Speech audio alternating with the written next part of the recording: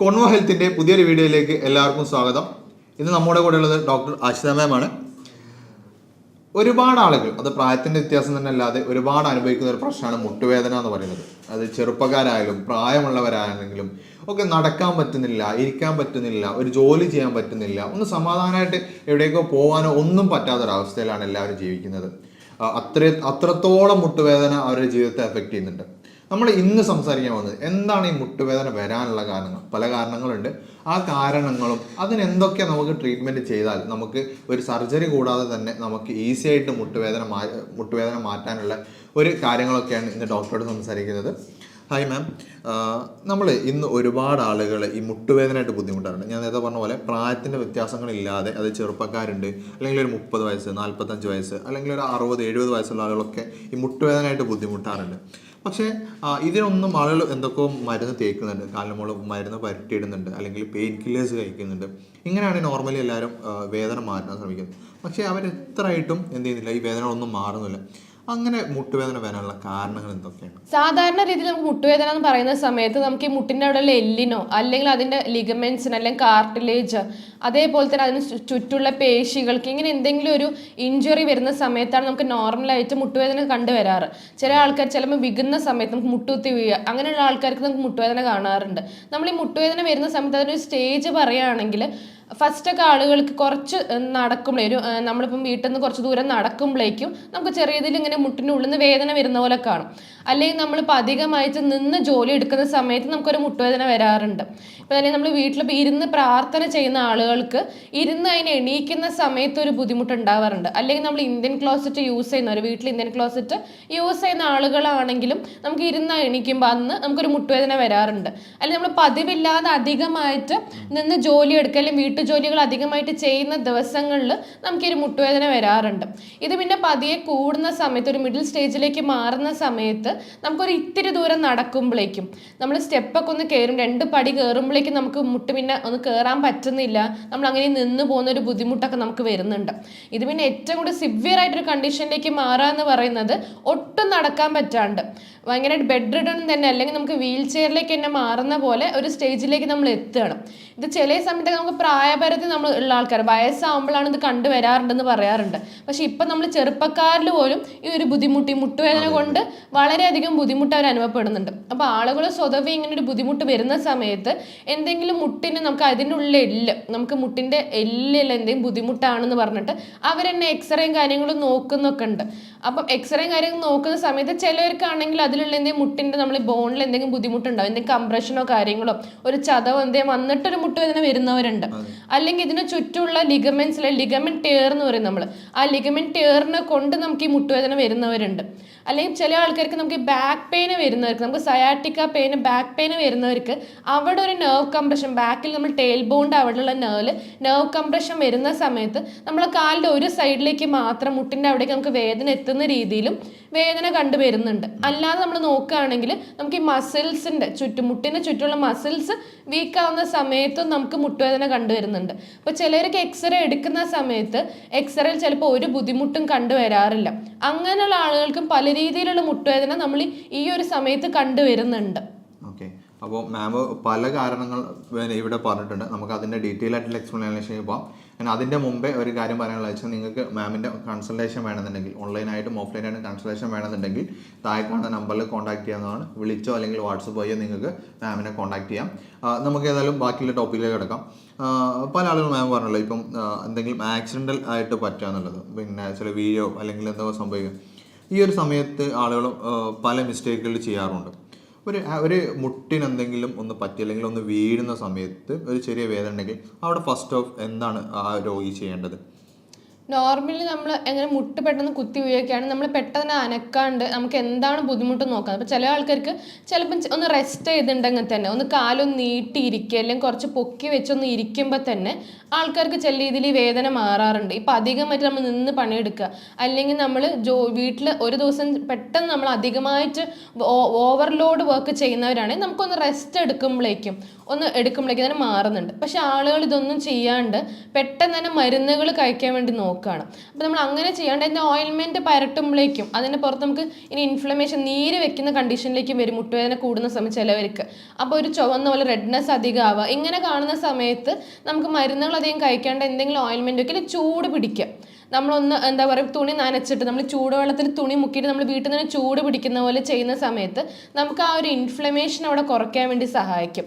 അതിൻ്റെ കൂടെ തന്നെ നമ്മളൊരു 10 മിനിറ്റ് ചൂട് പിടിച്ചിട്ട് പിന്നെ 10 മിനിറ്റ് നമ്മൾ തണുത്ത വെള്ളത്തിൽ തുണി മുക്കിയിട്ട് വെക്കുകയാണെങ്കിൽ നമുക്ക് ആ ഒരു അവിടെ വേദനയും കുറയ്ക്കാൻ വേണ്ടി സഹായിക്കും.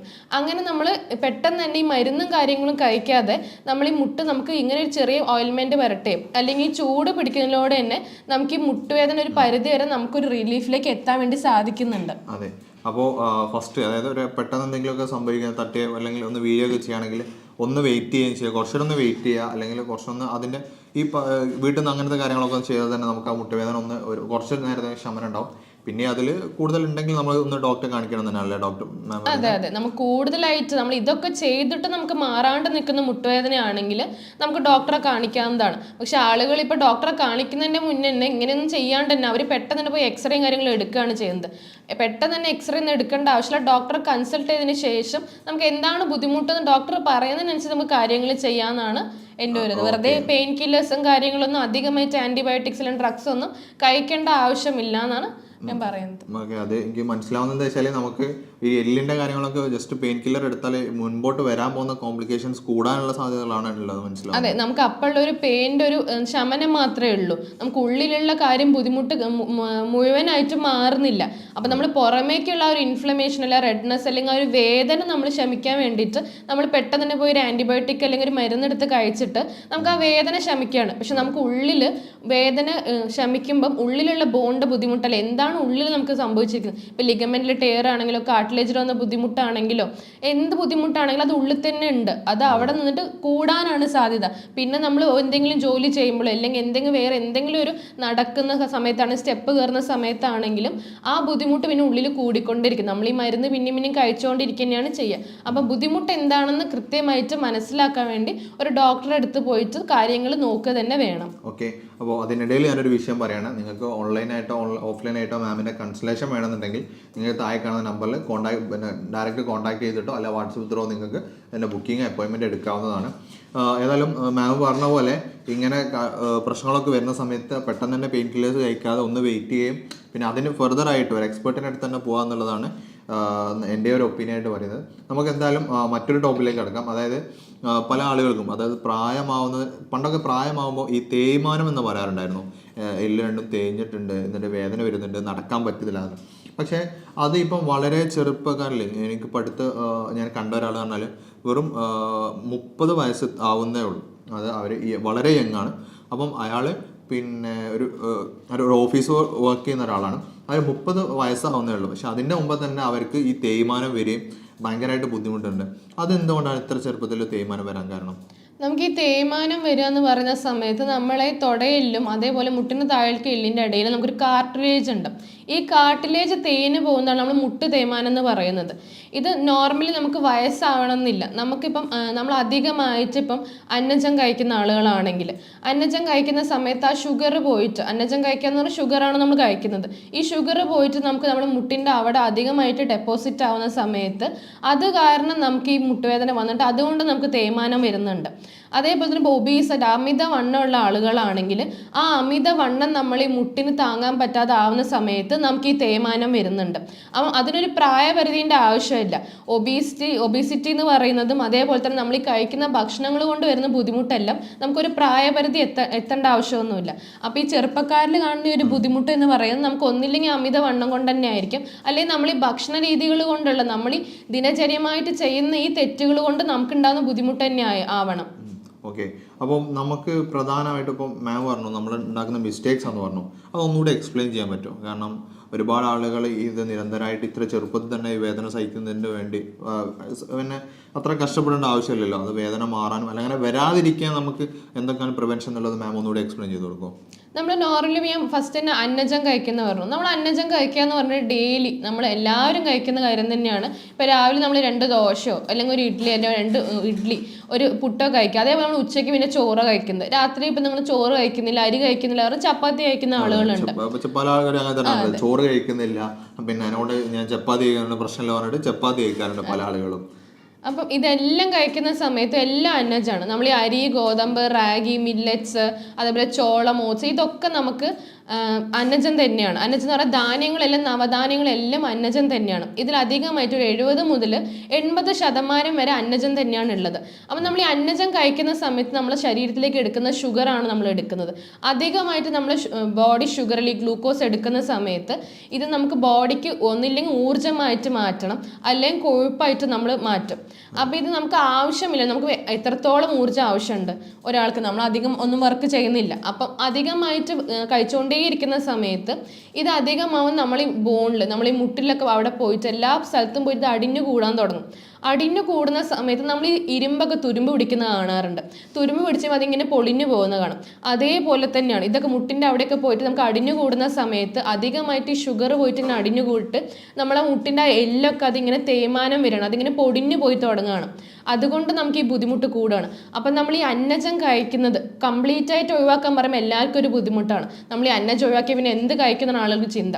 അപ്പം നമ്മൾ ഈ അന്നജം കഴിക്കുന്നത് ഇപ്പം നമ്മൾ 100% അന്നജം കഴിക്കുന്ന ആളുകളാണെങ്കിൽ അതൊരു 20%-ലേക്കെങ്കിലും കുറച്ച് വരിക, കംപ്ലീറ്റ് ഒഴിവാക്കാതെ ഒരു പരിധിയിലേക്ക് കുറച്ച് വന്നതിന് ശേഷം അതിന് പുറമെ നല്ല രീതിയിലുള്ള പച്ചക്കറികളും നല്ല കൊഴുപ്പ് കിട്ടുന്ന ഭക്ഷണങ്ങളും പ്രോട്ടീനും ഒക്കെ അയച്ചു വരികയാണെങ്കിൽ നമുക്ക് ഈ ഷുഗറൊക്കെ അടിഞ്ഞു കൂടിയിട്ട് നമ്മൾ ഈ ഭക്ഷണം കൊണ്ട് നമ്മൾ തന്നെ നമ്മുടെ ശരീരത്തിൽ ഉണ്ടാക്കുന്ന ഈ ബുദ്ധിമുട്ട് മാറ്റുകയാണെങ്കിൽ നമുക്ക് ഈ മുട്ടുവേദന, ഈ പ്രായപരിധിയിലുള്ള ആൾക്കാർക്കും വയസ്സാകുന്ന ആൾക്ക് എല്ലാവർക്കും വരുന്ന ഒരു മുട്ടുവേദന നമുക്ക് ചെറുപ്പത്തിലേ തന്നെ മാറ്റാം. നമുക്ക് ഈ ബുദ്ധിമുട്ടേ വരാതിരിക്കാൻ നമുക്ക് ഇപ്പോഴേ പ്രതിരോധിക്കാൻ വേണ്ടി സാധിക്കുന്നതാണ്. ഓക്കെ, അപ്പം മാം ഡീറ്റെയിൽ ആയിട്ടൊരു കാര്യങ്ങൾ സംസാരിച്ചിട്ടുണ്ട്.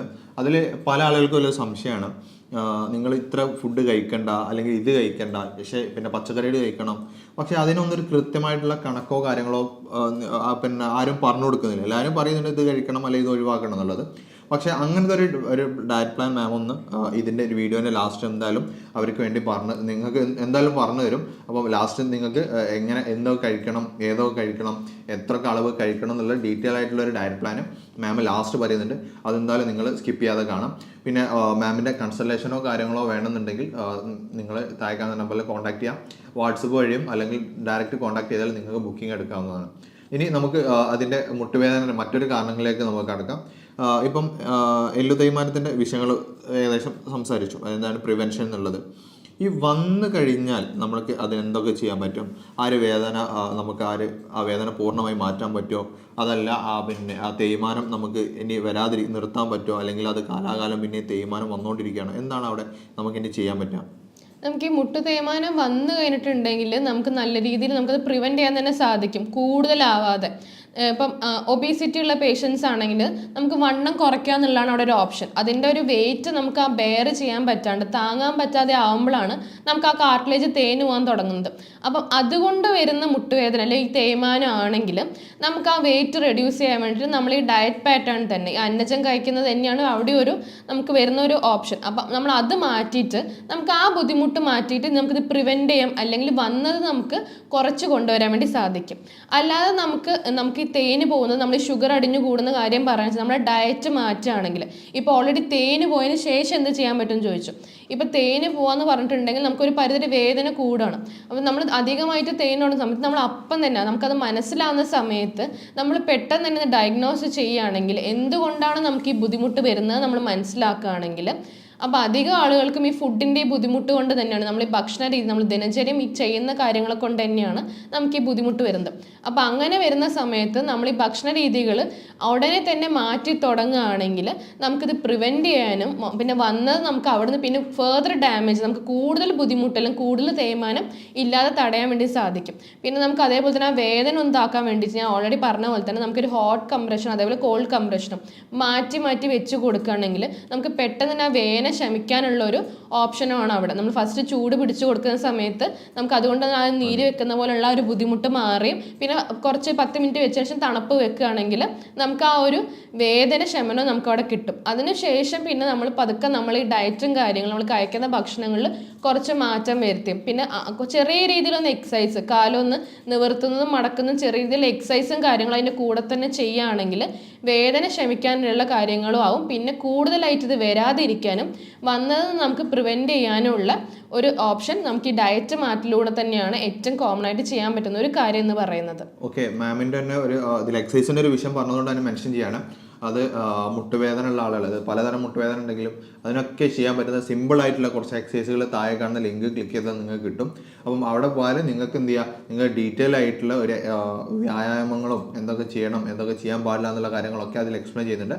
നിങ്ങൾക്ക് ആ വീഡിയോ ഒന്ന് നിങ്ങൾക്ക് കാണാവുന്നതാണ്. പിന്നെ അതുപോലെ മറ്റൊരു വിഷയം പറയാനുള്ളത്, നിങ്ങൾക്ക് ഡോക്ടറെ കൺസൾട്ടേഷൻ വേണമെന്നുണ്ടെങ്കിൽ, അത് ഓൺലൈനായിട്ടും ഓഫ്ലൈനായിട്ടും കൺസൾട്ടേഷൻ വേണമെന്നുണ്ടെങ്കിൽ നിങ്ങൾ താഴെ കാണുന്ന നമ്പറിൽ കോൺടാക്ട് ചെയ്യുക. നിങ്ങൾക്ക് വാട്സപ്പ് വഴിയോ അല്ലെങ്കിൽ നേരിട്ടോ നിങ്ങൾക്ക് ബുക്ക് ചെയ്യാവുന്നതാണ്. ഈ പറഞ്ഞ പോലെ തന്നെ ആളുകൾ മെയിനായിട്ട് പറയുന്നൊരു വിഷയമാണ് യൂറിക് ആസിഡ് എന്ന് പറയുന്നത്. പിന്നെ നടക്കാൻ പറ്റുന്നില്ല അല്ലെങ്കിൽ ജോയിൻസ് ഒന്നും മടക്കാൻ പറ്റുന്നില്ല, അങ്ങനത്തെ ഇഷ്യൂസ് വരുന്നുണ്ട്. ഈ യൂറിക് ആസിഡ് എന്താണ്, അതെങ്ങനെയാണ് നമ്മൾ ഈ ഒരു ജോയിൻസിനെ വേദനയൊക്കെ ഉണ്ടാക്കുന്നത്?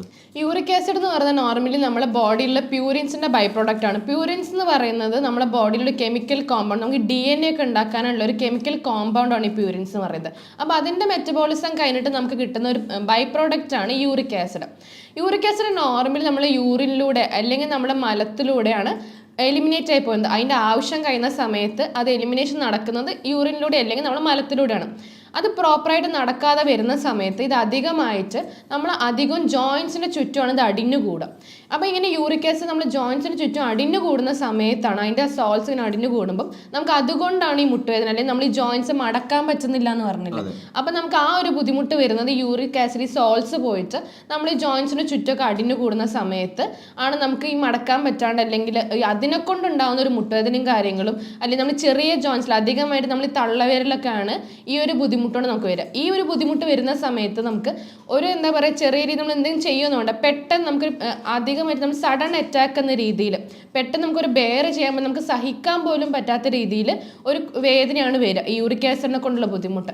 നോർമലി നമുക്ക് യൂറിക് ആസിഡ് ബ്ലഡിൽ നോക്കുന്ന സമയത്ത് നമുക്ക് യൂറിക് ആസിഡ് ലെവൽസ് ഹൈ ആയിട്ട് കാണാൻ സാധിക്കും. അപ്പം അതിനെ കൊണ്ട് വരുന്ന ഒരു ബുദ്ധിമുട്ടാണെങ്കിൽ നമുക്ക് അതിലൂടെ കണ്ടുപിടിക്കാൻ പറ്റും. ചില ആളുകൾക്ക് യൂറിക് ആസിഡ് അധികമാവുന്ന സമയത്ത് ഈ വേദനകളൊന്നും ഇല്ലാതെ ഇരിക്കാറുണ്ട്, സിംറ്റമാറ്റിക് സിംറ്റംസ് ഒന്നും കാണിക്കാണ്ട് അല്ലെങ്കിൽ വേദനയും കാര്യങ്ങളും ഇല്ലാത്ത ആൾക്കാരും യൂറിക് ആസിഡ് ലെവൽസ് ബ്ലഡിൽ കൂടുതലായിട്ട് കാണാറുണ്ട്. അപ്പം അതുകൊണ്ട് നമുക്ക് ബുദ്ധിമുട്ടും ഉണ്ടാവാറുണ്ട്, ബുദ്ധിമുട്ട് അനുഭവപ്പെടാത്ത ആളുകളും ഉണ്ട്. അപ്പം മാം പറഞ്ഞു യൂറിക് ആസിഡ് പുറത്ത് പോകാത്തതാണ് മെയിനായിട്ടുള്ള ഇഷ്യൂ എന്ന് പറഞ്ഞു. പക്ഷെ എന്തുകൊണ്ടാണ് ഈ പുറത്ത് പോകാത്തത്? എന്തുകൊണ്ടാണ് യൂറിക് ആസിഡ് നമ്മൾ വേസ്റ്റ് ആയിട്ട് പോകാൻ പറ്റാത്തത്? യൂറിക് ആസിഡ് അടിഞ്ഞു കൂടാന്ന് പറയുന്ന സമയത്ത് നമ്മൾ അധികമായിട്ട് എടുക്കുന്നതുകൊണ്ടാണ്. നമ്മൾ അധികമായിട്ട് എന്താ പറയുക, നമ്മൾ ഈ സീ ഫുഡ് അല്ലെങ്കിൽ അതേപോലെ തന്നെ നമ്മൾ പരിപ്പ് വർഗ്ഗങ്ങൾ കഴിക്കുന്ന സമയത്ത് അല്ലെങ്കിൽ പ്രോട്ടീൻ അധികമായിട്ട് കഴിക്കുന്ന സമയത്ത് നമുക്ക് യൂറിക് ആസിഡ് ലെവൽസ് അധികം വന്നിട്ട് നമ്മുടെ ശരീരത്തിൽ. അപ്പോൾ നമ്മൾ നല്ല രീതിയിൽ മാനേജ് ചെയ്ത് കൊണ്ടുപോവുകയാണെങ്കിൽ നമുക്ക് യൂറിക് ആസിഡ് അടിഞ്ഞു കൂടുന്ന ഒരു സിറ്റുവേഷൻ വരത്തില്ല. നമ്മൾ കുറച്ച് എക്സസൈസ് ചെയ്യുക, അതേപോലെ തന്നെ നല്ലോണം വെള്ളം കുടിക്കുന്ന ആളുകളാണെങ്കിൽ. പിന്നെ നമുക്ക് നമ്മളെ ഈ ലിവറിന് ഫാറ്റി ലിവർ ഒരു കണ്ടീഷൻ ഉണ്ടെങ്കിൽ നമുക്കിത് പുറം തള്ളാൻ വേണ്ടിയിട്ട് നമ്മൾ ഈ ലിവറാണ് ഇതിൻ്റെ ഒരു എലിമിനേഷൻ പ്രോസസ്സ് നമുക്ക് മെയിനായിട്ട് ഹെൽപ്പ് ചെയ്യുന്നത്. അപ്പോൾ നമുക്ക് ഈ ഫാറ്റി ലിവർ വരുന്ന സമയത്ത് നമ്മൾ ലിവറിൻ്റെ ഫങ്ഷൻസ് പ്രോപ്പറായിട്ട് നടക്കുന്നില്ല. അങ്ങനെ ഒരു കണ്ടീഷൻ വരുന്ന സമയത്ത് നമുക്ക് യൂറിക് ആസിഡ് അടിഞ്ഞു കൂടാനല്ല ഇതിൻ്റെ ഒരു അളവ് നമ്മുടെ ശരീരത്തിൽ കൂടാനുള്ള സാധ്യതകൾ അധികമാണ്. അപ്പോൾ നമ്മൾ ഈ ഭക്ഷണം കഴിക്കുന്ന സമയത്ത് നമ്മൾ അധികമായിട്ട് പ്രോട്ടീൻ, അധികമായിട്ട് സീ ഫുഡ്, അതേപോലെ പരിപ്പ് വർഗ്ഗങ്ങൾ കഴിക്കുന്ന സമയത്ത് ഈ യൂറിക് ആസിഡ് ലെവൽസ് നമ്മുടെ ബ്ലഡിൽ ചെറിയ രീതിയിൽ തന്നെ നമുക്ക് കുറച്ച് ഹൈ ആയിട്ട് കാണുന്ന സമയത്ത് ഈ ഭക്ഷണങ്ങൾ കഴിക്കുന്നത് നമ്മൾ നല്ലോണം ഒന്ന് കുറച്ച് കൊണ്ടുവരാം. അങ്ങനെയുള്ള ആളുകൾ നമുക്ക് ഈ കിഡ്നീൻ്റെ ഫംഗ്ഷനിങ് ടെസ്റ്റും ഒന്ന് ഇടയ്ക്ക് വെച്ച് നോക്കുന്നത് നല്ലതാണ്. ഈ കിഡ്നീൻ്റെ ഫംഗ്ഷനിങ് പ്രോപ്പറായിട്ട് ഒരു 70% നമുക്ക് ഈ യൂറിക് ആസിഡ് പുറം തള്ളാൻ സഹായിക്കുന്നത് കിഡ്നിയാണ്. അപ്പം നമ്മൾ കിഡ്നീൻ്റെ ഫംഗ്ഷൻ പ്രോപ്പർ ആണോ എന്ന് ഇടയിൽ ചെക്ക് ചെയ്യുന്നത് നല്ലതാണ്. അതേപോലെ തന്നെ ചെറിയ രീതിയിൽ എക്സസൈസ് ചെയ്യുക, പിന്നെ നല്ല രീതിയിൽ വെള്ളം കുടിക്കുക, പിന്നെ ഈ പറഞ്ഞ ഭക്ഷണങ്ങളുടെ അളവൊന്ന് കുറയ്ക്കുക കഴിക്കുന്നത്. അപ്പോൾ നമുക്ക് യൂറിക് ആസിഡിൻ്റെ ലെവൽ കുറയ്ക്കാൻ വേണ്ടി സാധിക്കും. അപ്പോൾ ഈ അടിഞ്ഞു കൂടി കിടക്കുന്നത് അധികമാവും നമ്മൾ ഈ പുറം തള്ളാൻ സാധിക്കുന്നില്ല എന്ന് പറയുന്നത് ഈ ഈ രോഗങ്ങൾ നമ്മൾ ഇല്ലാതെ നോക്കുകയാണെങ്കിൽ ആ ഒരു ബുദ്ധിമുട്ടും ഉണ്ടാവത്തില്ല. പിന്നെ ഇത് അധികമായി അടിഞ്ഞുകൂടുന്ന ബുദ്ധിമുട്ടും നമുക്ക് ഉണ്ടാവത്തില്ല നമ്മൾ ഇത് ശ്രദ്ധിച്ച് വരികയാണെങ്കിൽ. അപ്പം അറ്റ് എൻഡ് എന്ന് പറയുന്നത് നമുക്ക് മനസ്സിലാവുന്നത് ഭക്ഷണങ്ങൾ തന്നെയാണ് ഈ യൂറിക് ആസിഡ് നമ്മുടെ ശരീരത്തിൽ ഓവറായിട്ട് ഉണ്ടാക്കുന്നതും അതുപോലെ തന്നെ അത് പുറത്ത് പോവാതെ തടയുന്നതാണ്. അപ്പം അതിൻ്റെ ഇടയിൽ ഒരു കാര്യം പറയുകയാണ്, നമുക്ക് ഇതിൻ്റെ ഒരു ഡയറ്റ് നമുക്ക് പല ആളുകൾക്കും ഉണ്ടാവും. ഇത് കഴിക്കാൻ പാടില്ല, മാം പറഞ്ഞു പ്രോട്ടീൻ ഭക്ഷണങ്ങൾ ഒഴിവാക്കുന്നത്. പക്ഷെ അതെന്തൊക്കെയാണെന്നുള്ളത് നമുക്ക് ഒന്നുകൂടെ എക്സ്പ്ലെയിൻ ചെയ്ത് കൊടുക്കേണ്ടതുണ്ട്. പിന്നെ അങ്ങനെ എക്സ്പ്ലനേഷൻ, അതായത് എന്ത് കഴിക്കണം എന്ത് കഴിക്കാൻ പാടില്ല എന്നുള്ള ഒരു കൃത്യമായിട്ട് ഡയറ്റ് ചാർട്ട് നമ്മൾ ഈ ഒരു വീഡിയോൻ്റെ ലാസ്റ്റിലേക്ക് പറയുന്നുണ്ട്. അപ്പം എന്തായാലും നിങ്ങൾ അതുവരെ അത് സ്കിപ്പ് ചെയ്യാതെ കാണാം. അതുപോലെ തന്നെ മാമിൻ്റെ കൺസൾട്ടേഷൻ വേണമെന്നുണ്ടെങ്കിൽ, നിങ്ങൾക്ക് ഏത് അസുഖത്തിന് വേണ്ടിയിട്ടാണെങ്കിലും കൺസൾട്ടേഷൻ വേണമെന്നുണ്ടെങ്കിൽ താഴെ കാണുന്ന നമ്പറിൽ കോൺടാക്ട് ചെയ്യാവുന്നതാണ്. അത് വാട്സപ്പ് വഴിയോ അല്ലെങ്കിൽ നോർമൽ കോൾ ചെയ്തിട്ടോ നിങ്ങൾക്ക് മാമിൻ്റെ കൺസൾട്ടേഷൻ ബുക്ക് ചെയ്യാം. ഇനി ഏതായാലും നമുക്ക് ബാക്കിയുള്ള 1-2 വിഷയങ്ങളിലൂടെ നമുക്കത് ഡിസ്കസ് ചെയ്യാം മാമുമായിട്ട്. പല ആളുകൾക്കും അത് ഞാൻ കണ്ടത് കുറവാണ്, കണ്ട ആളുകൾക്ക് ഈ എല്ല് പൊടിഞ്ഞു പോകുന്നൊരു അസുഖത്തെ കുറിച്ച് പറയാറുണ്ട്. പക്ഷെ ഞാൻ കണ്ടത് പേഴ്സണലി കണ്ട ആളുകൾ കുറവാണ്. പക്ഷെ അത് കൂടുതലാണോ എങ്ങനെയാണ് അതിൻ്റെ ഒരു വിഷയങ്ങളൊന്ന് മാം ഡിസ്കസ് ചെയ്യും. നോർമലി എല്ല് പൊടിഞ്ഞു പോകാന്ന് പറഞ്ഞാൽ നമ്മൾ അധികം വളരെ റയറായിട്ട് കാണുന്നൊരു കണ്ടീഷനാണ്. 1-2 പേർക്കൊക്കെ ഉണ്ടാവണം, 100-ൽ 1-2 പേർക്ക് ഈ ബുദ്ധിമുട്ട് വരാറുള്ളൂ. ഈ എല്ല് പൊടിഞ്ഞു പോകുന്ന ബുദ്ധിമുട്ട് വരുന്നത് നമുക്ക് ഈ മിനറൽ കൺസപ്ഷൻ, നമ്മൾ ഈ ഫുഡിലൂടെ അധികം മിനറൽസ് അല്ലെങ്കിൽ നമ്മൾ ന്യൂട്രിയൻസ് എടുക്കുന്നത് കുറയുന്ന സമയത്ത് നമ്മൾ ബോൺസിൽ ഇത് ഓൾറെഡി സ്റ്റോർ ചെയ്ത് വെച്ചിട്ടുണ്ടാവും മിനറൽസും കാര്യങ്ങളൊക്കെ.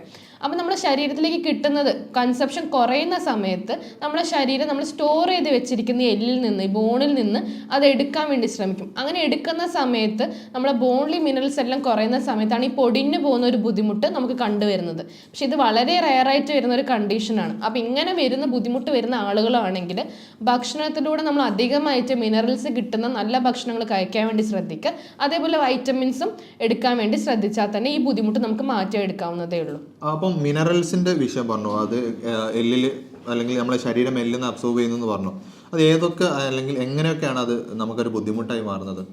മെയിൻലി നമ്മൾ എല്ലിന് നമുക്ക് ആവശ്യമായ മിനറൽസ് നോക്കുന്ന സമയത്ത് ഫസ്റ്റ് തന്നെ കാൽഷ്യം, അതേപോലെ വൈറ്റമിൻ ഡി, പിന്നെ ഫോസ്ഫറസ്, ഇങ്ങനത്തെ മിനറൽസ് ആണ് നമുക്ക് അധികമായിട്ട് നമ്മുടെ ബോൺ ഹെൽത്തിന്, നമ്മുടെ എല്ലിൻ്റെ നല്ലൊരു ഹെൽത്തിന് വേണ്ടി നമുക്ക് ആവശ്യമുള്ളത്.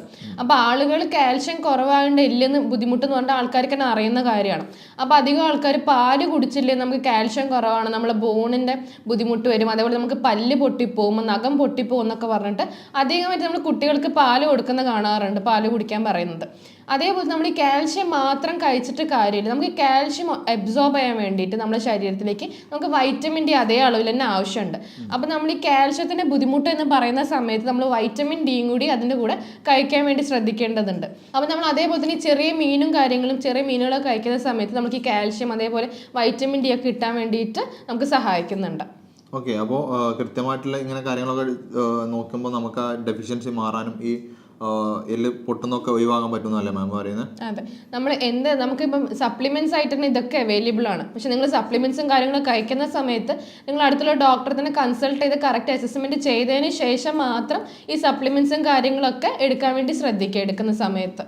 ഓക്കെ, അപ്പോൾ നമ്മൾ കൃത്യമായിട്ട് നിങ്ങൾക്ക് എന്ത് അസുഖം ഉണ്ടെങ്കിലും അത് കൃത്യമായിട്ട് ഡോക്ടേഴ്സിനെ കാണിച്ചിട്ട് മാത്രം മരുന്നുകളും സപ്ലിമെൻറ്റ്സും എടുക്കുക. അല്ലാതെ അത് പിന്നീട് കോംപ്ലിക്കേഷൻ ആവുകയും പിന്നീട് വളരെ അപകടത്തിലേക്ക് അത് എത്തിക്കാനുള്ള സാധ്യതയുണ്ട്. അപ്പോൾ നിങ്ങൾ കൃത്യമായിട്ടൊരു കൺസൾട്ടേഷൻ എടുത്തതിന് ശേഷം മാത്രം ഈ ചികിത്സകളൊക്കെ ചെയ്യാം. ഓക്കെ, നമുക്ക് മെയിനായിട്ട് ഒരുപാട് ആളുകൾ ചോദിക്കുന്ന ഒരു വിഷയമാണ് ആമവാദത്തെക്കുറിച്ച്. നമ്മളത് ലാസ്റ്റിലേക്ക് വെച്ച് തന്നെ അത് കൂടുതലായിട്ട് എക്സ്പ്ലെയിൻ ചെയ്യേണ്ടതുണ്ട്. അപ്പോൾ പല ആളുകളും പെട്ടെന്ന് വളരെ ചെറുപ്പത്തിൽ, ഞാൻ നേരത്തെ ഒരു 30 വയസ്സായിട്ടുള്ള ഒരു വിഷയം പറഞ്ഞിട്ടുണ്ടായിരുന്നു, അതിലേയും മുമ്പ് തന്നെ അത്രയും പ്രായത്തിൽ എത്താതെ തന്നെ ഈ മുട്ടുവേദന വരുന്നതിനും പല ആളുകളും പറഞ്ഞ് റുമറ്റോയ്ഡ് ആർത്രൈറ്റിസ് ആമവാദത്തെക്കുറിച്ച് പറഞ്ഞിട്ടുണ്ട്. അപ്പോൾ അതിനെക്കുറിച്ചൊരു എക്സ്പ്ലനേഷൻ മാം പറയും, എന്താണ് എങ്ങനെയാണെന്നുള്ളതൊക്കെ. നോർമലി നമ്മൾ ആളുകൾ തുടക്കത്തിൽ തന്നെ പറഞ്ഞു, നമ്മൾ എന്തെങ്കിലും ബുദ്ധിമുട്ട് അല്ലെങ്കിൽ മുട്ടുവേദന പറയുന്ന സമയത്ത് തന്നെ പെട്ടെന്ന് പോയി ഡോക്ടറെ അടുത്ത് പോവാതെ തന്നെ അവർ സ്വന്തം ഇഷ്ടത്തിന് എക്സ്റേയും കാര്യങ്ങളും എടുത്ത് നോക്കുന്നുണ്ടെന്ന്. ഈ എക്സ്റേയും കാര്യങ്ങൾ എടുത്തതിന് ശേഷം അതിലൊരു ഡിഫക്റ്റും കാണുന്നില്ല, ഒരു ബുദ്ധിമുട്ടില്ല, ഒന്നുമില്ല, എല്ലാം നോർമലായിട്ടാണ് ഇരിക്കുന്നത്. ഡോക്ടറെ അടുത്ത് എക്സ്റേ കൊണ്ടിട്ട് വരാം, ഡോക്ടർ ഇതിൽ ബുദ്ധിമുട്ട് എന്തെങ്കിലും ഉണ്ടോ, എനിക്ക് മുട്ടുവേദന ഉണ്ടെന്ന് പറഞ്ഞിട്ട് നമ്മൾ നോക്കുന്ന സമയത്ത് എക്സ്റേ നോർമലായിരിക്കും, ഒരു ബുദ്ധിമുട്ടും ഉണ്ടാകത്തില്ല. എനിക്ക് ഈയിടെയായിട്ട് ക്ലിനിക്കിൽ ഒരു പേഷ്യൻ്റ് വന്നു, ആൾക്ക് 17 വയസ്സുള്ളൂ, 17 വയസ്സുള്ള ഒരു പെൺകുട്ടിയാണ്. അപ്പം +1 പഠിച്ചുകൊണ്ടിരിക്കുക. അപ്പോൾ ആളെ പാരൻസ് വന്ന് പറയുന്ന ആൾക്ക് മെയിനായിട്ട് ജോയിൻറ്റ് പെയിൻസ് ആണ്. മുട്ടുവേദന കാരണം സ്കൂൾ ഒരു കുന്നിൻ്റെ മുകളിലായിട്ടാണ് വരുന്നത്. അപ്പോൾ അതിന് കയറാനുള്ള ബുദ്ധിമുട്ട് പോലും ആയിട്ട് സ്കൂളിലൊക്കെ അധികം പോവാറില്ല, ലീവാണ്. അതേപോലെ സ്പോർട്സിലും കാര്യത്തിലും ഒന്നും ആൾ പങ്കെടുക്കുന്നില്ല എന്ന്. ഭയങ്കര വേദനയാണ്. ജോയിൻറ്റ് പെയിൻസ് അധികമായിട്ട് മുട്ടുവേദനയാണ്. ഭക്ഷണമൊക്കെ നല്ലോണം കഴിക്കുന്നുണ്ട്, പക്ഷേ മുട്ടുവേദന മാറുന്നില്ല എന്ന് പറഞ്ഞു. അവരും ഒരു എക്സ്റേ ആയിട്ടൊക്കെയാണ് വരുന്നത്. അപ്പോൾ എക്സ്റേയും കാര്യങ്ങളിലും ഒരു ബുദ്ധിമുട്ടും ഡിഫക്റ്റും ഒന്നുമില്ല. പല ഡോക്ടേഴ്സിൻ്റെ അടുത്ത് പോയി, എന്നിട്ടൊന്നും മാറുന്നില്ല, എത്ര മരുന്ന് വെച്ചിട്ടും മാറുന്നില്ല ഈ ഒരു വേദന എന്ന് പറഞ്ഞിട്ടാണ് അവർ വരുന്നത്. അപ്പോൾ നമ്മൾ ബ്ലഡ് റിപ്പോർട്ട് നോക്കുന്ന സമയത്ത് അതിൽ അവർ RA ഫാക്ടർ ചെക്ക് ചെയ്തിട്ടുണ്ട്. RA ഫാക്ടർ പോസിറ്റീവ് ആയിരുന്നു. അപ്പോൾ RA ഫാക്ടർ പോസിറ്റീവ് ഡോക്ടർ ഒരു ഇത് മാത്രമേ ഇതിലുള്ളൂ എന്ന് പറഞ്ഞാൽ അവർ കാണിക്കുന്ന ബ്ലഡ് റിപ്പോർട്ട്. അപ്പോൾ നമ്മൾ നോക്കുന്നത് ഈ ആമവാദം എന്ന് പറഞ്ഞു. നമ്മൾ ഈ മുട്ടുവേദന പറയുന്നത് നമ്മൾ ആമവാദം എന്ന് പറയാറുണ്ട്. നമ്മൾ ശരിക്കും ആമവാദം എന്ന് പറയുന്ന സമയത്ത് ആമവാദം എന്ന് പറഞ്ഞാൽ അതിൻ്റെ ശരിക്കുള്ളൊരു മീനിങ് തന്നെ നോക്കുകയാണെങ്കിൽ അൺഡൈജസ്റ്റഡ് ഫുഡ് എന്നാണ് അതിൻ്റെ ഒരു അർത്ഥം. നമ്മളെ ശരീരത്തിൽ, നമ്മളെ കുടലിൽ ദഹിക്കാതെ കിടക്കുന്ന ഭക്ഷണം, അതുകൊണ്ട് നമുക്ക് വരുന്ന ബുദ്ധിമുട്ടെന്ന് പറയും നമ്മൾ ഈ ആമവാദം എന്ന് പറയുന്നത്. നമ്മൾ ദഹിക്കാതെ കിടക്കുക എന്ന് പറയുന്നത് നമ്മുടെ ശരീരത്തിൽ, നമ്മളിപ്പോൾ മണ്ണിൽ പുറമേ നമ്മൾ വേസ്റ്റ്, ഫുഡിൻ്റെ എന്തെങ്കിലും വേസ്റ്റൊക്കെ നമ്മൾ പുറത്ത് നമ്മൾ മണ്ണിൽ ഇടുന്ന സമയത്ത് അത് മണ്ണിനോട് കൂടി ചേർന്ന് പോകുന്നുണ്ട്. ഈ കൂടി ചേർന്ന് പോകുന്ന സമയത്ത് അത് കൂടി ചേരാൻ വേണ്ടി നമുക്ക് എന്താണ് ഹെൽപ്പ് ചെയ്യുന്നത് നമ്മൾ നോക്കുകയാണ്. മണ്ണിലൊക്കെ നമ്മൾ പല ഇതിലുള്ള ബാക്ടീരിയാസ് ഒക്കെ നമുക്ക് ഉണ്ട്. മണ്ണിൽ അലിഞ്ഞു പോകാൻ അല്ല ഡീകമ്പോസ് ആവാൻ വേണ്ടിയിട്ട് നമ്മൾ നോർമലി പറയാറുണ്ട്. അപ്പോൾ അതേപോലെ നമ്മുടെ ശരീരത്തിനകത്ത് നമ്മൾ നോക്കുകയാണെങ്കിൽ നമ്മൾ ഈ ഭക്ഷണങ്ങൾ ദഹിക്കാതെ കിടക്കുക എന്ന് പറയുന്ന സമയത്ത് നമുക്ക് ഈ ഭക്ഷണങ്ങൾ ദഹിച്ചിട്ട് നമുക്ക് ആവശ്യമില്ലാത്ത ഭക്ഷണങ്ങൾ ഒഴിവാക്കാൻ വേണ്ടിയിട്ട്, അല്ലെങ്കിൽ കംപ്ലീറ്റ് ആയിട്ട് ദഹനം നടക്കാൻ വേണ്ടിയിട്ട് നമ്മളെ ശരീരത്തിൻ്റെ അകത്ത്, നമ്മളെ കുടലിൻ്റെ അകത്ത് നമുക്ക് നല്ല രീതിയിലുള്ള ബാക്ടീരിയയും കാര്യങ്ങളും ആവശ്യമുണ്ട്. അപ്പോൾ ഈ ഒരു ബാക്ടീരിയാസിൻ്റെ കുറവ് വരുന്ന സമയത്താണ് നമുക്ക് ഈ കറക്റ്റായിട്ടുള്ള ദഹനം നടക്കാതെ, അല്ലെങ്കിൽ അൺഡൈജസ്റ്റഡ് ഫുഡ് അടിഞ്ഞു കൂടുക, ഒഴിവാക്കാൻ പറ്റാതെ അങ്ങനെ അടിഞ്ഞു കൂടുന്നത്. അപ്പോൾ അത് എന്തുകൊണ്ടാണ് നമ്മൾ നോക്കുകയാണ്, നമ്മളെ ഭക്ഷണ രീതികൾ കൊണ്ട് തന്നെയാണ്. നമ്മൾ അധികമായിട്ട് നമുക്ക് നല്ല ബാക്ടീരിയാസും അതേപോലെ തന്നെ ആവശ്യമില്ലാത്ത ബാക്ടീരിയാസും ഉണ്ട്. അപ്പോൾ ഒന്നില്ലെങ്കിൽ നമുക്ക് ഈ ബുദ്ധിമുട്ട് വരുന്നത് ഈ ആവശ്യമില്ലാത്ത ബാക്ടീരിയാസ് കൂടുന്ന സമയത്ത്. അപ്പോൾ നമ്മുടെ ഒരു എക്കോസിസ്റ്റം, അപ്പോൾ ഞാൻ ഓൾറെഡി മണ്ണിൻ്റെ കാര്യം പറഞ്ഞു, നമുക്ക് നമ്മൾ എൻവയറൺമെൻറ്റിൽ ഒരു എക്കോസിസ്റ്റം നോക്കുന്ന സമയത്ത് നമുക്ക് ഈ മനുഷ്യന്മാർ മാത്രം അധികം ആവാം, ഈ മൃഗങ്ങളും ചെടികളും ഒന്നും ഇല്ലാണ്ട് ഒരു കാര്യം മാത്രം അധികമാവുന്ന സമയത്ത് നമുക്ക് അതുകൊണ്ട് പല ബുദ്ധിമുട്ടുകളും ഉണ്ടാവുന്നുണ്ട്. അതേപോലെ തന്നെ നമ്മുടെ ശരീരത്തിൻ്റെ അകത്തും നമുക്ക് ആ ഒരു എക്കോസിസ്റ്റം ബാലൻസ് ചെയ്ത് പോയിട്ടില്ലേ നമുക്ക് പല രീതിയിലുള്ള ബുദ്ധിമുട്ട് വരുന്നുണ്ട്. അപ്പോൾ നമ്മുടെ ശരീരത്തിൽ നമുക്ക് നല്ല ബാക്ടീരിയാസും ചീത്ത ബാക്ടീരിയാസും എല്ലാം ഒരേ രീതിയിൽ അളവിൽ പോകണം. നമ്മുടെ ബോഡിക്ക് ആവശ്യമുള്ള ബാക്ടീരിയാസ് കുറയുന്ന സമയത്ത് നമ്മൾ മെയിൻലി പറയും പെറോട്ടെല്ല കോപ്പറി, ഈ ഒരു ബാക്ടീരിയയാണ് നമുക്ക് ഈ ഒരു കാര്യങ്ങളിന് ഹെൽപ്പ് ചെയ്യുന്നത്. അപ്പം ഈ ഒരു ബാക്ടീരിയൻ്റെ അളവ് കുറയുന്ന സമയത്താണ് നമുക്ക് അൺഡൈജസ്റ്റഡ് ഫുഡ് അല്ലെങ്കിൽ ദഹിക്കാത്ത ഭക്ഷണം അധികമായിട്ട് നമ്മുടെ ശരീരത്തിൽ അടിഞ്ഞുകൂടുക. ഈ അടിഞ്ഞു കൂടുന്നത് കൊണ്ടാണ് നമുക്ക് ഈ ഒരു ആമവാദം എന്ന് പറഞ്ഞ് ഈ ഒരു മുട്ടുവേദന വരുന്നത്. അപ്പം നമ്മൾ ഇത്രയും നേരം നോക്കിയപ്പോൾ നമ്മൾ എല്ലാം ഈ ഭക്ഷണ രീതി കൊണ്ട്, നമ്മൾ ദിനചര്യമായിട്ട് നമ്മൾ ചെയ്തു വരുന്ന ഈ ഒരു തെറ്റ് കൊണ്ട് തന്നെ, നമ്മൾ ഭക്ഷണ രീതികളിലുള്ള തെറ്റ് കൊണ്ട് തന്നെയാണ് നമുക്ക് ആളുകൾ അധികമായിട്ട് കണ്ടുവരുന്നത്. 17 വയസ്സുള്ള ചെറിയ കുട്ടിയാണ്, ആ കുട്ടിക്ക് പോലും ഈ ഒരു ബുദ്ധിമുട്ട് വന്നത് അവർ പാരൻസ് പറയണ്ടായി, നല്ലോണം ഭക്ഷണം കഴിക്കുന്ന ആളാണ്, എന്നിട്ടും ജോയിൻറ്റ് പെയിൻ ആണ്, മുട്ടുവേദനയാണ്, കൈൻ്റെ മുട്ടിനൊക്കെ വേദന ഉണ്ടെന്ന് പറഞ്ഞു. 3 നേരം ഉച്ചയ്ക്ക് സ്കൂളിൽ പോകുന്ന സമയത്ത് ചോറ് കൊണ്ടുപോകാറുണ്ട്, ചോറ് കഴിക്കാറുണ്ട്. ആൾക്ക് ചോറാണ് ഏറ്റവും കൂടുതൽ ഇഷ്ടം. വീട്ടിൽ വന്നു കഴിഞ്ഞാലും വൈകുന്നേരം ചോറാണ് കഴിക്കുന്നത് അവർ മെൻഷൻ ചെയ്തായിരുന്നു. അപ്പോൾ അധികമായിട്ട് നല്ലോണം ഭക്ഷണം കഴിക്കുന്നുണ്ട്, ചോറാണ് അധികം കഴിക്കുന്നതെന്ന് അവരെടുത്ത് പറയണ്ടായി. അപ്പോൾ നമ്മൾ നോക്കുകയാണെങ്കിൽ അധികമായിട്ട് അന്നജം കഴിക്കുന്ന, ചോറ് അധികം കഴിക്കുന്ന സമയത്ത് ഇത് ഷുഗറായിട്ട് നമ്മളെ ബോഡിയിൽ ഡെപ്പോസിറ്റ് ചെയ്തിട്ട് ആ ഒരു ബുദ്ധിമുട്ട് നമ്മൾ അവിടെയും മുട്ടിൻ്റെ അവിടെയൊക്കെ നമ്മൾ ജോയിൻസിലൊക്കെ ഈ ഷുഗർ അടിഞ്ഞു കൂടിയിട്ടും അത് കാരണവും നമുക്ക് ബുദ്ധിമുട്ടെന്നില്ല. നമ്മുടെ ശരീരത്തിൽ നമുക്ക് ഈ ബാക്ടീരിയാസിന് ആവശ്യമില്ല, നല്ല ബാക്ടീരിയാസ്, നമുക്ക് ആവശ്യമില്ലാത്ത ബാക്ടീരിയാസിന് ഉള്ള നല്ലൊരു ഫുഡാണ് നമ്മൾ ഈ ഷുഗർ എന്ന് പറയുന്നത്. അപ്പോൾ നമ്മൾ അധികമായിട്ട് ഈ അന്നജം കഴിക്കുന്ന സമയത്ത് നമ്മൾ ചെയ്യുന്ന തെറ്റ്, നമ്മൾ ഈ ആവശ്യമില്ലാത്ത ബാക്ടീരിയാസ് നല്ല ഫുഡ് കൊടുത്തുകൊണ്ടേയിരിക്കണം. അപ്പോൾ അതിൻ്റെ വളർച്ച കൂടുന്ന സമയത്ത് ഈ നല്ല ബാക്ടീരിയാസിനോട് വളരാൻ പറ്റാണ്ട് അത് നശിച്ചു പോയിക്കൊണ്ടിരിക്കുകയാണ്. അപ്പം നമ്മൾ ഈ നല്ല ബാക്ടീരിയാസിന് വേണ്ട ഭക്ഷണമാണ് കൊടുക്കേണ്ടത്. അതിനുവേണ്ടി ആദ്യം നമ്മൾ ചെയ്യേണ്ടത് നമ്മൾ ഈ ചീത്ത ബാക്ടീരിയയ്ക്ക് കൊടുക്കുന്ന ഈ ഭക്ഷണം കൊടുക്കാതിരിക്കും. കൊടുക്കുന്നത് നിർത്തിയാൽ മാത്രമേ അത് നശിക്കാനുള്ളൊരു സാഹചര്യം ഉണ്ടാവുള്ളൂ. അത് നശിച്ചു കഴിയുമ്പോൾ നമുക്ക് ഈ നല്ല ബാക്ടീരിയാസ്, നമ്മുടെ ശരീരത്തിന് ആവശ്യമുള്ള കാര്യങ്ങൾ, ആവശ്യമുള്ള ബാക്ടീരിയാസ് വളരാനുള്ളൊരു സാഹചര്യം നമ്മളെ കുടലിൽ ഉണ്ടാവുകയുള്ളൂ. അപ്പോൾ അതിന് വേണ്ടിയിട്ട് നമ്മൾ ഈ അന്നജം കഴിക്കുന്നത് തന്നെയാണ് നമ്മളൊന്ന് മാറ്റി വെക്കേണ്ടതുള്ളത്. ഈ ഒരു ബുദ്ധിമുട്ടുള്ള ആൾക്കാർ ഫസ്റ്റ് ശ്രദ്ധിക്കേണ്ട ഒരു കാര്യം നമ്മൾ ഭക്ഷണ രീതി തന്നെയാണ്. അപ്പോൾ നമ്മൾ കൃത്യമായിട്ട് നമ്മൾ ഫുഡ് കൺട്രോളും ബാക്കി കാര്യങ്ങളൊക്കെ ഒന്ന് കൺട്രോൾ ചെയ്താൽ നമ്മളെ ഈ മുട്ടുവേദന മാറാനും ആമവാദം മാറാനും ഒക്കെ സഹായിക്കും. അപ്പോൾ അതിനിടയിലും മറ്റൊരു വിഷയം പറയുകയാണ്, നമുക്ക് ഡോക്ടർ കൺസൾട്ടേഷനോ കാര്യങ്ങളോ വേണമെന്നുണ്ടെങ്കിൽ നിങ്ങൾക്ക് താഴെ കാണുന്ന നമ്പറിൽ കോൺടാക്ട് ചെയ്യാവുന്നതാണ്.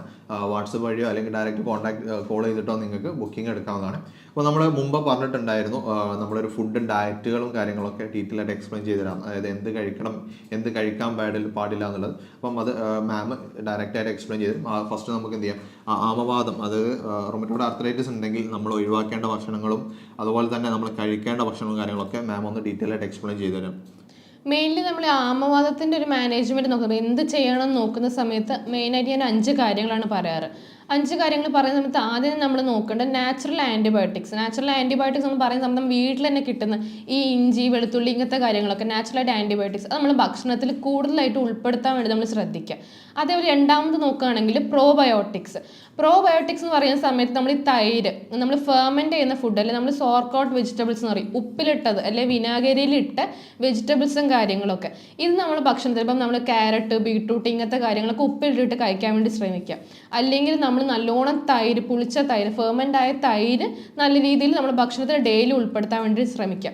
പിന്നെ നമ്മൾ മൂന്നാമതായിട്ട് നോക്കുകയാണെങ്കിൽ പ്രീബയോട്ടിക്സ് എന്ന് പറയും. പ്രീബയോട്ടിക്സ് എന്ന് പറയുന്നത് നല്ല പച്ചക്കറികൾ നമ്മൾ ഡെയിലി നമ്മൾ ഭക്ഷണത്തിൽ ആഡ് ചെയ്ത് വരിക. അതേപോലെ തന്നെ നാലാമത്തെ കാര്യം എന്ന് പറയുന്നത് ഡൈജസ്റ്റീവ് എൻസൈംസ് ആണ്. ഡൈജസ്റ്റീവ് എൻസൈംസ് നമുക്ക് നോർമലി പുറമേ നിന്ന് വാങ്ങാനും കിട്ടുന്നുണ്ട്. അതേപോലെ നമ്മൾ ഭക്ഷണങ്ങൾ കഴിക്കുന്ന സമയത്ത് നമ്മൾ പറയാറുണ്ട് നല്ലോണം ചവച്ചരച്ച് കഴിക്കാമെന്ന്. ചവച്ചരച്ച് കഴിക്കുന്ന സമയത്ത് നമുക്കത് ഹെൽപ്പ് ചെയ്യുന്നതെന്ന് വെച്ചാൽ നമ്മൾ ബോഡിയിൽ നമുക്ക് ഈ ഡൈജസ്റ്റീവ് എൻസൈംസ് സെക്രീറ്റ് ചെയ്യാൻ വേണ്ടി സഹായിക്കും നമ്മളെ. അപ്പം നമ്മൾ നല്ലോണം ചവച്ചരച്ച് ഭക്ഷണം കഴിക്കുമ്പോൾ നമ്മൾ എൻസൈംസ് നമ്മുടെ ബോഡി തന്നെ സെക്രീറ്റ് ചെയ്ത് നമുക്ക് ആ ഒരു എൻസൈംസ് കിട്ടുന്നുണ്ട്. അല്ലെങ്കിൽ നമുക്കിത് പുറമേ നിന്ന് സപ്ലിമെൻറ്റ്സ് രൂപത്തിൽ എടുക്കാൻ സാധിക്കുന്നുണ്ട്. പിന്നെ അഞ്ചാമതായിട്ട് നമ്മൾ നോക്കുകയാണെങ്കിൽ ഞാൻ പറഞ്ഞ കാര്യം തന്നെയാണ്, നമ്മൾ ഈ അന്നജം, ഈ ലോ കാർബ് ഡയറ്റ്, നമ്മൾ അന്നജം നല്ലോണം കുറച്ചിട്ട് അല്ലെങ്കിൽ കംപ്ലീറ്റ്ലി ഒഴിവാക്കിയിട്ട് നമ്മൾ ഈ ബുദ്ധിമുട്ട് മാറുന്നവരെ ഒന്ന് ശ്രദ്ധിക്കാം. ഈ 5 കാര്യങ്ങളാണ് മെയിനായിട്ട് ആമവാദം എന്ന് പറയുന്ന ഒരു സിറ്റുവേഷനിൽ നമ്മൾ മെയിനായിട്ട് ശ്രദ്ധിക്കേണ്ട കാര്യങ്ങൾ. ഓക്കെ, എനിക്ക് അതിലൊരു ഒന്നുകൂടി ക്ലാരിഫൈ തരേണ്ടതെന്ന് വെച്ചാൽ നമ്മൾ അന്നജം ഒഴിവാക്കണമെന്ന് പറഞ്ഞു, അതിപ്പോൾ ചോറ് മാറ്റി ചപ്പാത്തി കഴിച്ചാൽ മതിയോ? നമ്മൾ അന്നജം ഒഴിവാക്കാന്ന് പറയുന്ന സമയത്ത് നമ്മൾ ചോറ് മാറ്റി ചപ്പാത്തിലേക്ക് പോകുന്ന സമയത്ത് നമ്മൾ ഈ അന്നജം 70 മുതൽ 80% വരെയാണ് ഈ ചോറിലുള്ളത്. അതേപോലെ തന്നെയാണ് നമ്മൾ ചപ്പാത്തിയിലുള്ളത്. മെയിൻലി ചപ്പാത്തിയാണ് ഫസ്റ്റ് അവോയ്ഡ് ചെയ്യേണ്ടത്, വീറ്റാണ് നമുക്ക് ഒട്ടും പറ്റാത്ത കാര്യം. ഞാൻ ഈ കുടലിൻ്റെ കാര്യം പറഞ്ഞു. നമ്മൾ ഈ ചപ്പാത്തിയിൽ നോക്കുകയാണെങ്കിൽ നമ്മൾ വീറ്റ്, ഗോതമ്പിൽ നമുക്ക് ഗ്ലൂട്ടൻ എന്ന് പറഞ്ഞ പ്രോട്ടീന് പ്രസൻ്റ് ആണ്. നമ്മുടെ ശരീരത്തിൽ ആകെ ഡൈജസ്റ്റ് ചെയ്യാത്തത്, അൺഡൈജസ്റ്റഡ് ആയിട്ട് കിടക്കുന്ന ഒരേ ഒരു പ്രോട്ടീൻ എന്ന് പറയുന്നത് ഗ്ലൂട്ടൻ മാത്രമാണ്.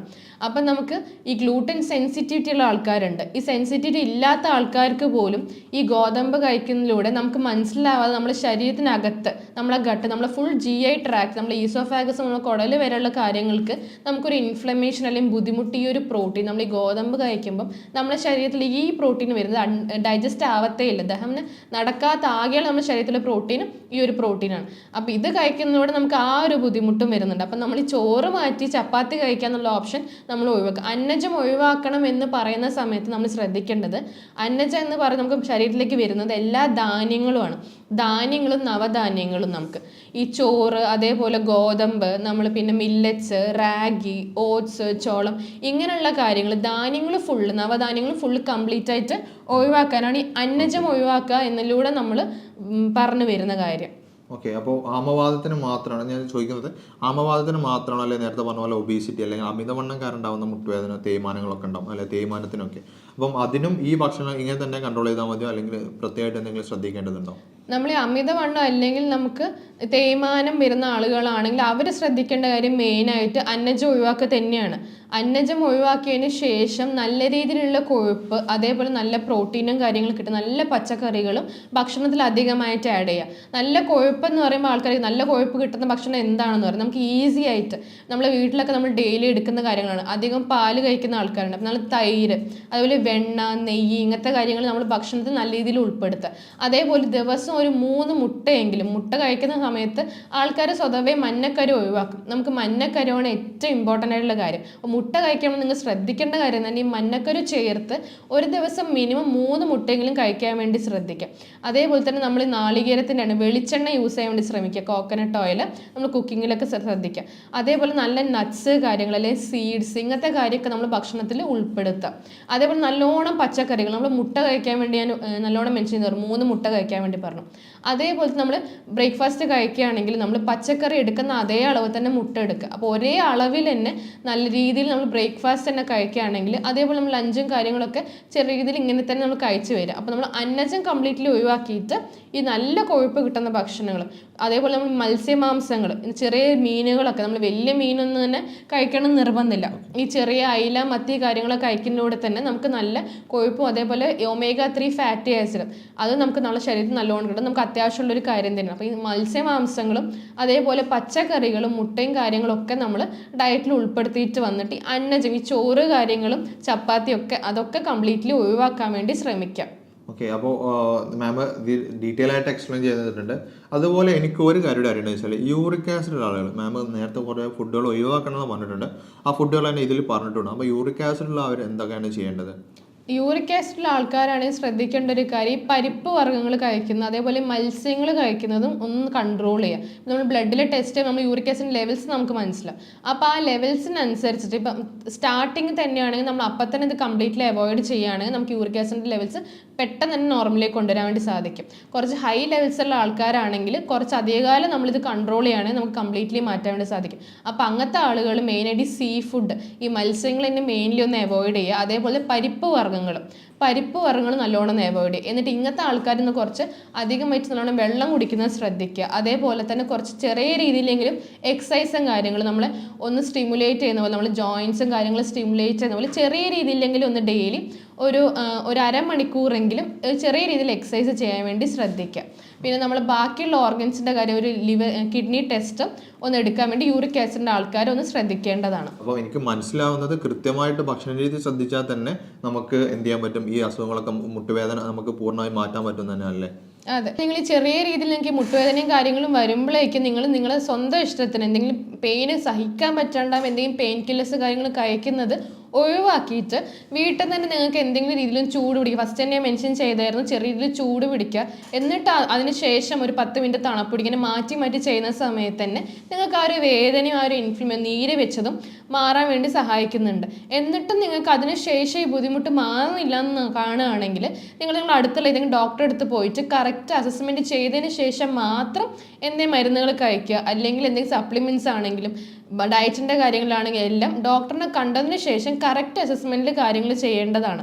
അല്ലാണ്ട് എന്തെങ്കിലും മരുന്ന് കഴിച്ചിട്ട് പിന്നെ നമുക്ക് ഇത് കൂടുതലാവാനും അല്ലെങ്കിൽ വേറെ പല ഹെൽത്ത് ഇഷ്യൂസ്, വേറെ പല ബുദ്ധിമുട്ടുകളും വരാനുള്ള സാധ്യതകൾ അധികമാണ്. പല അപകടത്തിലേക്കും പിന്നെ ഇത് തീരെ നടക്കാൻ പറ്റാത്തൊരു സിറ്റുവേഷനിലേക്ക് വരെ ഈ മുട്ടുവേദന എത്തിച്ച പല ആളുകളുണ്ട്. അപ്പോൾ അത് കൃത്യമായിട്ട് നമ്മളൊരു എന്ത് ചെയ്യുക, ഒരു എക്സ്പെർട്ട് ആയിട്ടുള്ള ഡോക്ടറെ കാണിക്കാം.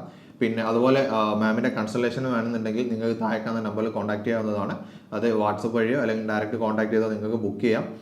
ഇനി ഏതായാലും കൂടുതലായിട്ട് നീട്ടി പറയുന്നില്ല. ഒരുപാട് ഇൻഫർമേഷനാണ്, അതായത് മുട്ടുവേദന എങ്ങനെ വരുന്നു മുതൽ എന്തൊക്കെ കാര്യങ്ങൾ ചെയ്താൽ നമുക്ക് മാറ്റിയെടുക്കാം എന്നുള്ള ഒരു ഡീറ്റെയിൽ ആയിട്ടുള്ള എക്സ്പ്ലനേഷൻ മാം തന്നിട്ടുണ്ട്. അപ്പോൾ നിങ്ങൾക്ക് ഇതെല്ലാം മനസ്സിലായിട്ടുണ്ടാവും. അപ്പോൾ ഇതിലെന്തെങ്കിലും സംശയങ്ങളോ കാര്യങ്ങളോ ഉണ്ടെങ്കിൽ നിങ്ങൾക്ക് താഴെ കാണുന്ന നമ്പറിൽ കോൺടാക്ട് ചെയ്യാവുന്നതാണ്. ഇത്രയും നേരം നമുക്ക് ഇവിടെ എക്സ്പ്ലെയിൻ ചെയ്തത് മാമിനോട് താങ്ക് യു പറഞ്ഞുകൊണ്ട് നമ്മൾ ഇന്നത്തെ ഈ സെക്ഷൻ ഇവിടെ അവസാനിപ്പിക്കുകയാണ്. മറ്റൊരു ഹെൽത്ത് ടോപ്പിക്കുമായി നമുക്ക് വീണ്ടും കാണാം. Thank you.